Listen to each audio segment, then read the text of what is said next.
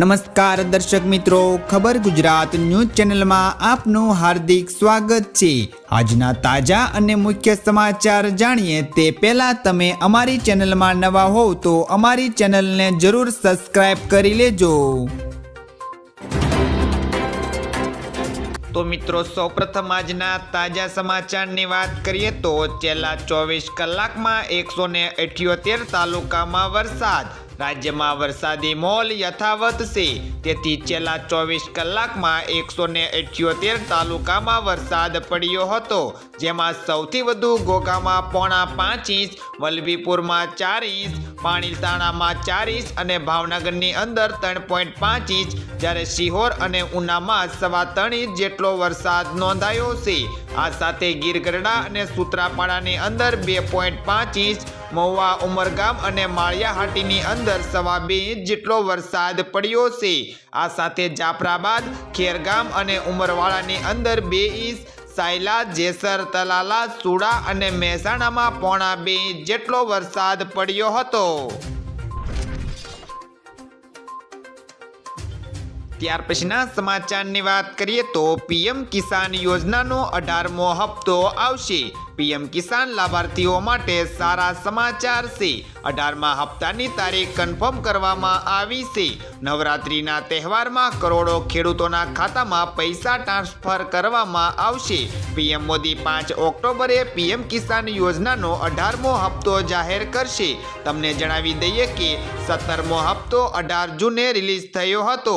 આ યોજના હેઠળ મોદી સરકાર ખેડૂતોને વાર્ષિક 6,000 રૂપિયાની સહાય પણ આપશે। ત્યાર પછીના સમાચારની વાત કરીએ તો નવરાત્રી પહેલા સોનું ઓલ ટાઈમ હાઈ। તહેવારોના સિઝનની ફરી એકવાર શરૂઆત થતાં પહેલા જ સોનાની કિંમતની અંદર વધારો જોવા મળ્યો છે। દિલ્હીના બિલિયન માર્કેટની અંદર શુક્રવારે સોનાની કિંમતની અંદર 400 રૂપિયાનો વધારો થઈને 78,000 રૂપિયા પ્રતિ 10 ગ્રામનો રેકોર્ડ સ્તરને પાર કરી ગયો છે। ઉલ્લેખનીય છે કે શનિવારે સોનાની કિંમતની અંદર વધારો થયો હતો। સોનું 900 રૂપિયાથી વધીને 77,850 રૂપિયા પ્રતિ 10 ગ્રામ પર બંધ થયું હતું। આંતરરાષ્ટ્રીય બજારની વાત કરીએ તો આંતરરાષ્ટ્રીય બજારમાં સોનાનો ભાવ પ્રતિ $2,668.14 જેટલો છે। ત્યાર પછીના સમાચારની વાત કરીએ તો પેટ્રોલ ડીઝલ થઈ શકશે સસ્તું। બ્લૂબર્ગના રિપોર્ટ મુજબ આજે આંતરરાષ્ટ્રીય બજારમાં બ્રેન્ટ ક્રૂડ $71.05 પ્રતિ બેરલ પર આવી ગયું છે। આવી સ્થિતિમાં ઓઇલ કંપનીઓ જંગી નફો કમાઈ રહી છે, પરંતુ અત્યાર સુધી કંપનીઓએ પેટ્રોલ અને ડીઝલ સસ્તું કર્યું નથી। ઘટેલા ભાવો જોતા ગ્રાહકો પેટ્રોલ ડીઝલના ભાવ સસ્તા થવાની રાહ જોઈ રહ્યા છે। જો આમ થાય તો મોટો લાભ ગ્રાહકોને મળી શકશે। સવાલ એ છે કે આવું ક્યારે થશે?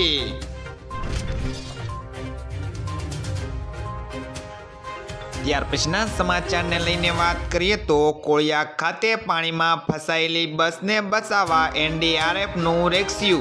ભાવનગરના કોળિયા ખાતે માલેશ્રી નદીમાં ભારે ઘોડાપૂર આવ્યું હતું, જેને કારણે મુસાફરોથી ભરેલી બસ પાણીમાં જોરદાર પ્રવાહમાં ફસાઈ ગઈ હતી। પાણીના પ્રવાહમાં ફસાઈ ગયેલી આ બસમાં 27 શ્રદ્ધાળુઓ સહિત 29 લોકો સવાર હતા, જેમનો જીવ જોખમમાં મુકાયો હતો।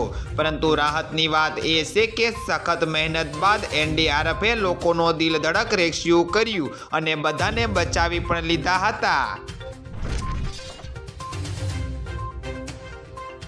ત્યાર પછીના સમાચારને લઈને વાત કરીએ તો સતત 7મા દિવસે શેર બજાર ઓલ ટાઈમ હાઈ। શેર બજાર આજે સતત 7મા દિવસે રેકોર્ડ બનાવી ઓલ ટાઈમ હાઈ પર પહોંચ્યું છે।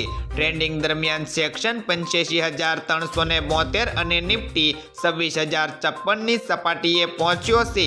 હાલમાં સેક્શન 157 પોઈન્ટના વધારા સાથે 85,327 છે, જ્યારે નિફ્ટીની વાત કરીએ તો નિફ્ટી 24 પોઈન્ટના વધારા સાથે 24,048 પર ટેગ થઈ રહ્યો છે। સેક્શનના 30 શેરમાંથી 21 વધી અને 9 ઘટી રહ્યા છે। નિફ્ટીના 50 શેરમાંથી 35 વધી રહ્યા છે અને 15 ઘટી રહ્યા છે। ત્યાર પછીના મહત્વના સમાચારની વાત કરીએ તો પશ્ચિમ રેલવેમાં 5000થી વધુ જગ્યાઓ માટે ભરતી. રેલવેમાં હજારો જગ્યાઓ પર ભરતી કરવામાં આવશે. આ ભરતી માટે ઉમેદવારે અધિકૃત સાઇટ પર જઈને અરજી કરવાની રહેશે. અરજી કરવા માટે ઉમેદવારો અહીં દર્શાવેલી પદ્ધતિને અનુસરી શકશે. ભરતી માટેની અરજી પ્રક્રિયા 23 સપ્ટેમ્બરથી શરૂ થઈ હતી, જ્યારે અરજી કરવાની છેલ્લી તારીખ 22 ઓક્ટોબર છે. આ ભરતી અભિયાન દ્વારા રેલવેમાં કુલ 5066 એક્સપ્રેડિંગ જગ્યાઓ ભરવામાં આવશે. ત્યાર પછીના સમાચારની વાત કરીએ તો અમદાવાદમાં આંગડિયા પેઢીએ છેતરપિંડી આશરી. અમદાવાદમાં બનાવટી નોટો આપી આંગડિયા પેઢીએ કરોડોની ઠગાઈ કરી છે.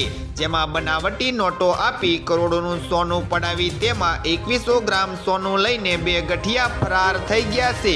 સમગ્ર ઘટનામાં ₹5 લાખના 24 બનાવટી બંડલ આ ગઠિયાઓએ આપ્યા હતા. જે બાદ રૂપિયા આંગણિયા પેઢીમાં લઈ જવાનું કહી ગઠિયા ફરાર થઈ ગયા હતા. હાલ નવરંગપુરા પોલીસ મથક દ્વારા 2 શખ્સો વિરુદ્ધ ફરિયાદ નોંધાઈ છે.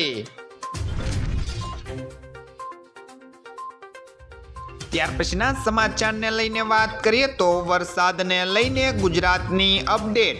ઉકાઈ ડેમના ઉપરવાસમાંથી 1,13,567 ક્યુસેક પાણીની આવક થઈ છે.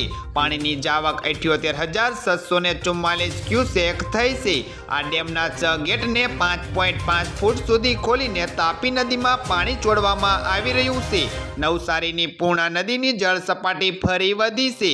નીચાણવાળા વિસ્તારોને એલર્ટ કરાયા છે.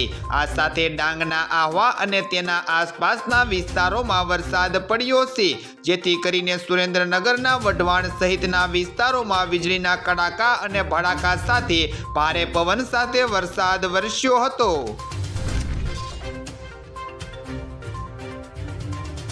ત્યાર પછીના સમાચારની વાત કરીએ તો કમોત્રી નદીમાં ભેંસો તણાઈ. અમરેલીમાં ફરી વરસાદી માહોલ છવાયો છે. અમરેલી વડિયા પંથકમાંથી એક વિડીયો સામે આવ્યો છે, જેમાં કમોત્રી નદીની અંદર ભેંસો તણાઈ હતી. અમરેલી વડિયા પંથકના છેલ્લા 24 કલાકની અંદર 3 ઇંચ વરસાદ ખાબક્યો હતો. વડિયાના સુરવો ડેમના 3 દરવાજા 1 ફૂટ ખોલવાયા હતા. આ દરમિયાન 6 થી 7 જેટલી ગાયો અને ભેંસો કમોત્રી નદીમાં તણાઈ હતી. ત્યાર પછીના સમાચાર જોઈએ તો 3 વર્ષ જૂના જીએસટી રિટર્ન ફાઇલ કરવાની સગવડ હવે બંધ. જીએસટી રિટર્ન ફાઇલ કરવામાં કેટલીક વખત વેપારીઓ આડોડાઈ કરતા હોય છે. આ પ્રકારના કારણોસર જીએસટી વિભાગે 3 વર્ષ અથવા તો તેના કરતાં વધુ જૂના રિટર્ન ફાઇલ કરવાની બાકી હોય તેવા કિસ્સામાં હવેથી રિટર્ન ફાઇલ કરવાની સુવિધા બંધ કરી દેવામાં આવી છે. તે માટેનું અમલીકરણ જીએસટી પોર્ટલ પર કરી દેવામાં આવ્યું છે. તેના કારણે વેપારીઓ હવે 3 વર્ષ જૂના જીએસટી રિટર્ન ફાઇલ કરી શકશે નહીં.